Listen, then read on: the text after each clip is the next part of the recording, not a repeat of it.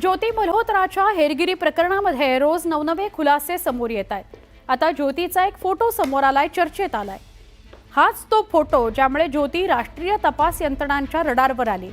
काश्मीरच्या सगळ्यात संवेदनशील भागातला म्हणजेच काझीगुंड या परिसरातला तिचा हा फोटो आहे। ज्योतीच्या सोशल मीडियावर डीपी असलेला हा तिचा फोटो जो वादात आहे आणि चर्चेत आहे। या फोटोमुळे तपास यंत्रणांची डोकेदुखी वाढली। ज्योतीच्या या फोटोमध्ये मागे एक बोट दिसून येतोय, ज्या बोटवर काझीगुंड असं लिहिलेलं आहे। भारताच्या दृष्टीने काझीगुंड भौगोलिकदृष्ट्या महत्त्वाचा असा भूभाग आहे, संवेदनशील असा भूभाग आहे। काश्मीरचे प्रवेशद्वार म्हणून ओळखलं जाणारं काझीगुंड हे जम्मू काश्मीरच्या अत्यंत संवेदनशील भागातलं एक आहे, अनंतनाग जिल्ह्यात आहे। राष्ट्रीय महामार्ग 44 आणि भारतीय रेल्वेच्या उत्तरेकडील मार्गाद्वारे जम्मू ते श्रीनगरला जोडणारा हा एक महत्त्वाचा लॉजिस्टिक नोड आहे। पहलगाम दहशतवादी हल्ल्यात आणि ऑपरेशन सिंदूरमध्ये लष्कराच्या दृष्टीने हे महत्त्वाचं ठिकाण आहे। काश्मीर खोऱ्यात रशियन S-400 आणि S-125 पिकोरा सारख्या हवाई संरक्षण प्रणाली तैनात आहेत। त्यामुळे काझीगुंडचा हा भूभाग कनेक्टिव्हिटी, लॉजिस्टिक्स, देखरेख आणि सैन्याच्या हालचालींकरता अत्यंत महत्त्वाचा आहे। त्यामुळे पाकिस्तानच्या संपर्कात असलेल्या ज्योतीच्या या भागातील फोटोमुळे सुरक्षेच्या दृष्टीने चिंता निर्माण झाली आहे, कारण ज्योतीनं अशा प्रकारचे फोटो काढून काझीगुंड परिसराची संवेदनशील माहिती पाकिस्तानला पुरवली का असा संशय आहे।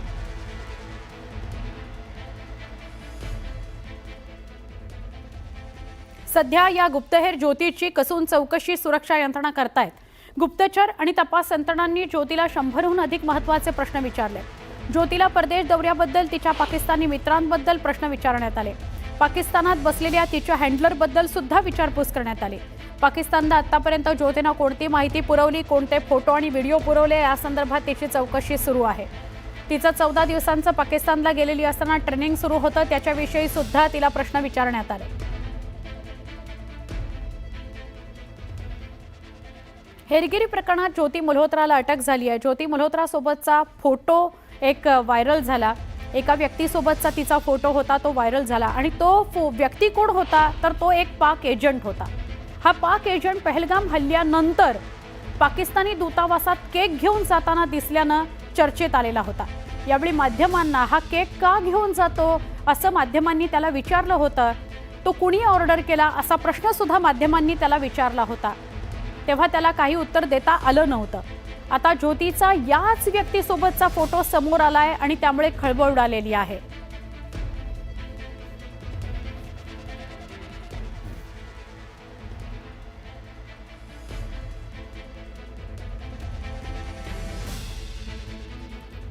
ऑपरेशन सिंदूर दरम्यान अमृतसरमधील सुवर्ण मंदिरावर पाकिस्ताननं हल्ला करण्याचा प्रयत्न केला, पण भारतीय सैन्यानं पाकचे सगळे मनसुबे धुळीला मिळवले।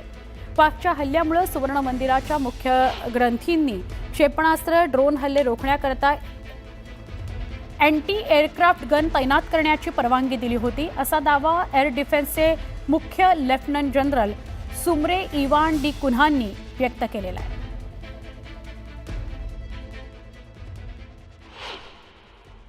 Granthi of the Golden Temple allowed us to deploy our guns, and it is possibly for the first time in maybe many years where they switched off the Golden Temple lights for the first time so that we could see the drone coming.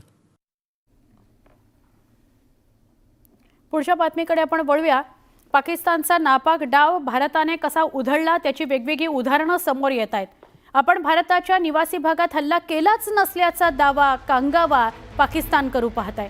अमृतसरमधील सुवर्ण मंदिरावर सुद्धा हल्ल्याचा पाकचा प्रयत्न भारतानं हाणून पडला, पण आता सुवर्ण मंदिरावर हल्ला करण्याचा आमचा विषयच नव्हता असा कांगावा पाकिस्तान करत आहे। अशा पवित्र सुवर्ण मंदिरावर हल्ल्याचा आपण विचार सुद्धा करू शकत नाही असा कांगावा पाक अधिकारी करत आहेत।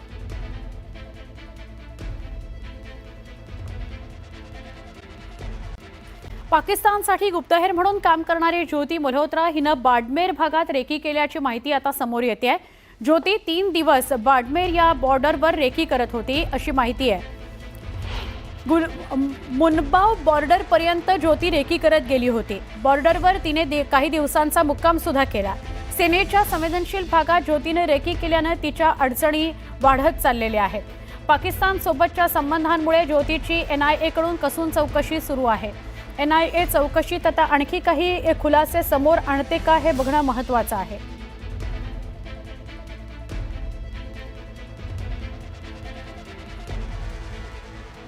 पाकिस्तानी गुप्तचर यंत्रणेचा नापाक कट उघडकीस आलाय. गुप्तहेरांकडून पाक अधिकाऱ्यांनी VIP मुव्हमेंट्सची माहिती मिळवली होती, ते तसं करत होते. अटारी बॉर्डरवर येणाऱ्या VVIPंची माहिती मिळवण्याचा ISI अधिकाऱ्यांचा प्रयत्न होता. याशिवाय करतारपूर कॉरिडॉरला येणाऱ्या VIPंची माहिती अधिकाऱ्यांनी मागितली होती. अटक करण्यात आलेल्या गुप्तहेरांकडून जप्त केलेल्या इलेक्ट्रॉनिक डिव्हाइसेसमधून हा खुलासा समोर येतोय.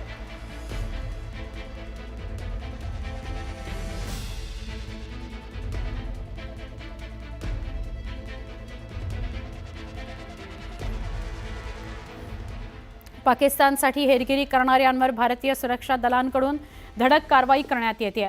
सुरक्षा दलांकडून ऑपरेशन मीर जाफर अंतर्गत कारवाई करण्यात येते. या कारवाई अंतर्गत यूट्यूबर ज्योती मल्होत्रा हिला हिसारमध्ये अटक करण्यात आली.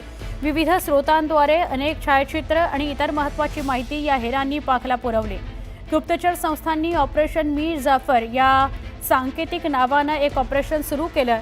यामध्ये प्रथम पुरावे गोळा करण्यात आले आणि नंतर त्यात सहभागी असलेल्यांवर कायदेशीर कारवाई सुरू करण्यात आली असं समजतंय. आपण बघतोय ही जी नावं आपल्याला बाजूला दिसत आहेत ते सगळे हेरगिरी करणारे होते. आधी त्यांची नावं आपण जमवली आणि त्यानंतर पुरावे जमवले आणि मग त्यांना अटक केलेली आहे. ज्योती मल्होत्रा संदर्भात अजून एक मोठी बातमी येते. तपासादरम्यान ज्योती मल्होत्राची डायरी सापडलेली आहे. या डायरीमध्ये सविता नामक महिलेचा उल्लेख डायरीत आहे. ती मी लवकरच घरी परतणार आहे असं ज्योतीनं या डायरीमध्ये लिहिलं होतं. डायरीमध्ये काही औषधांचाही उल्लेख करण्यात आला, तर शेवटी I love you असं ज्योतीनं लिहून ठेवलं होतं. दरम्यान ही डायरी म्हणजे कुठले कोडवर्ड तर नाही ना असा संशय निर्माण झालाय.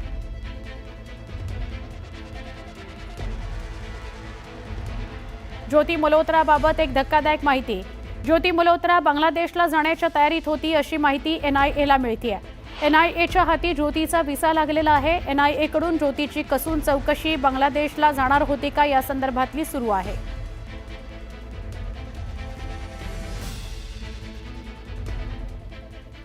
हेरगिरी प्रकरणामध्ये भारतातून हकालपट्टी करण्यात आलेल्या पाक दूतावासातील अधिकारी दानिश याच्याशी संबंधित महत्त्वाची माहिती समोर आली आहे. दानिश पाकिस्तानचा व्हिसा देण्याकरता लाच घ्यायचा, यातील काही हिस्सा यामीन मोहम्मद आपल्याजवळ ठेवत होता. यातीलच काही पैसे हेरगिरीच्या आरोपात अटक केलेल्या गजालाला सुद्धा देण्यात येत होते.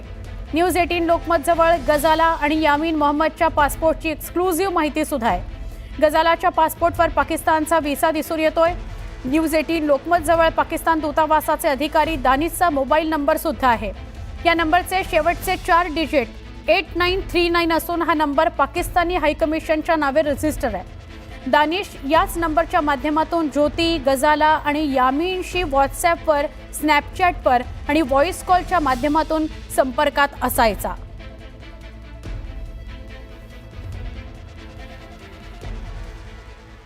पुढची बातमी. हेरगिरी प्रकरणामध्ये अटक केलेल्या गजालाच्या जबाबातून अनेक धक्कादायक खुलासे समोर येत आहेत. गजाला पंजाबमधील मालेरकोटला इथली महिला आहे. तिच्या पतीचा कोविड दरम्यान मृत्यू झाला. आपल्या पाकमधील नातेवाईकांना भेटण्याकरता तिला लाहोरला जायचं होतं. ती पहिल्यांदा फेब्रुवारी आणि दुसऱ्यांदा मार्चमध्ये पाक दूतावासात गेली होती. तिथं तिची भेट दानिशशी झाली.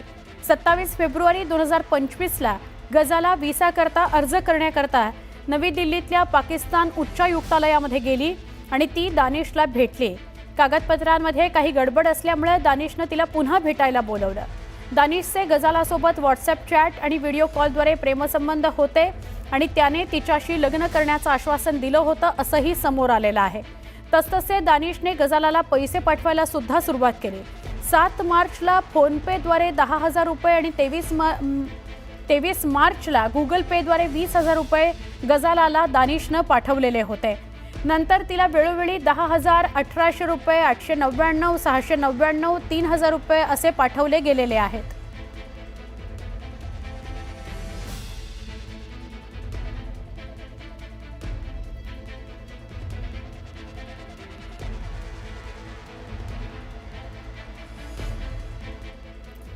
हेरगिरीच्या आरोपाखाली अटक झालेल्या यामीनची चौकशी करण्यात आली आहे.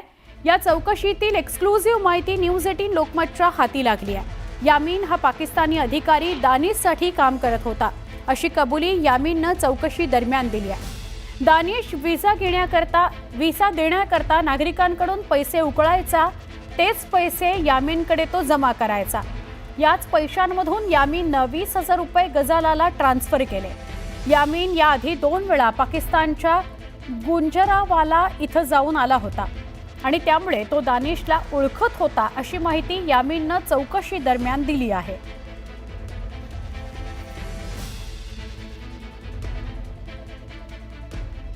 दुसरीकडे हरियाणातून अटक करण्यात आलेल्या देवेंद्र सिंह ढिल्लोनकडूनही अनेक महत्त्वाचे खुलासे समोर आले. ढिल्लोननुसार त्यानं 3,000 नागरिकांसह करतारपूर कॉरिडॉरला भेट दिली. यामध्ये 125 नागरिक हरियाणातले होते. याच ठिकाणी विक्की नावाच्या SI एजंटसोबत ढिल्लोची भेट झाली होती. विक्कीनं त्याला धार्मिक कार्यात मदत केली. यानंतर ढिल्लो लाहोरला आला, जिथे विक्कीनं त्याची ओळख अरसलान नावाच्या व्यक्तीशी करून दिली. ज्या हॉटेलमध्ये ही भेट झाली त्या हॉटेलमध्ये अरसलानची एक मैत्रीण उपस्थित होती. ढिल्लो त्या महिलेसोबत मोबाईल नंबरची देवाणघेवाण करताना दिसला आणि तिच्यासोबत खरेदीही करायला गेला. जेव्हा ढिल्लो भारतात परतला तेव्हा त्या महिलेनं त्याला इंस्टाग्रामवर ब्लॉक केलं. त्यानंतर विकीने ढिल्लोला फोन केला आणि कोणाला तरी मदत करण्याकरता एका नंबरवर 1,500 रुपये ट्रान्सफर करण्यास सांगितलं. ढिल्लोने विकीला ओळखीच्या लोकांना करतारपूर साहिबला दर्शनाकरता नेण्याकरता मदत मागितली. या मोबदल्यात विकीने ढिल्लोकडून नवीन सिम कार्ड घेतलं. ढिल्लोच्या चौकशीत काय काय समोर आलंय ते आपण आता बघत होतो.